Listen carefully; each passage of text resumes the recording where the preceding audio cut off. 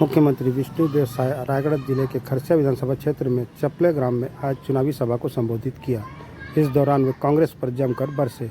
वहीं श्री साय ने कहा, प्रदेश की सभी 11 लोकसभा सीटें भाजपा चुनाव में जीतकर आ रही है।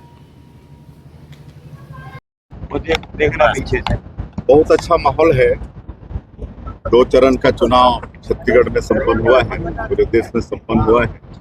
और छत्तीसगढ़ में पहले चरण में 1 लोकसभा बस्तर का मतदान संपन्न हुआ है और दूसरे चरण में 3 लोकसभा राजनांदगांव, कांकेर और महासमुंद का मतदान संपन्न हुआ है। और जो फीडबैक मिल रहा है उसके अनुसार मतदान का प्रतिशत भी बहुत अच्छा है और भारतीय जनता पार्टी के पक्ष में मतदाताओं को बहुत रुझान है। चारों सीट भारतीय जनता पार्टी जीत रही है और तृतीय चरण में 7 लोकसभा है।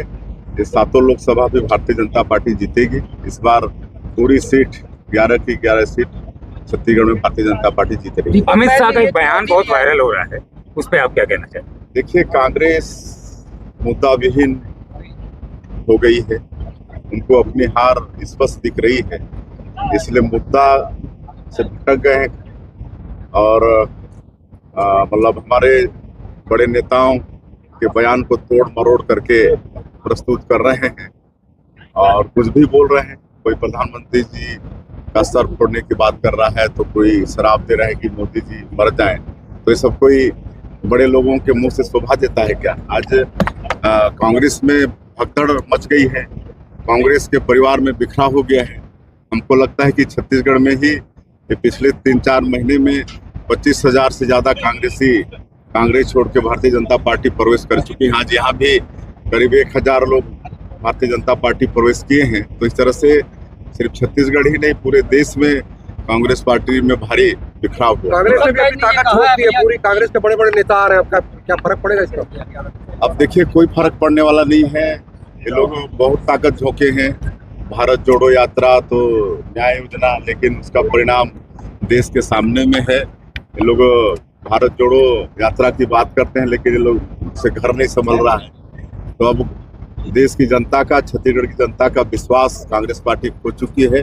अब ये लोग कुछ भी करेंगे तो जनता विश्वास करने वाली नहीं। दीपक बैज ने बीजेपी को चुनौती दी है, ये कहा है कि आरक्षण विधेयक राजभवन में पड़ा हुआ है, अगर हिम्मत है तो उसको लागू करवाएं।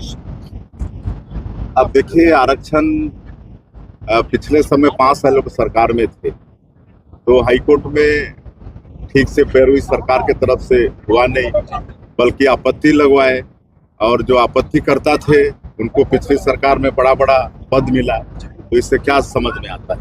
ये सब मतलब एक तरह से बेवकूफ बनाने वाली बात है, लेकिन जनता सब चीज को समझती है। दिग्गजों का बुरा हाल होने वाला है लोकसभा चुनाव में छत्तीसगढ़ में। कांग्रेस का बुरा हाल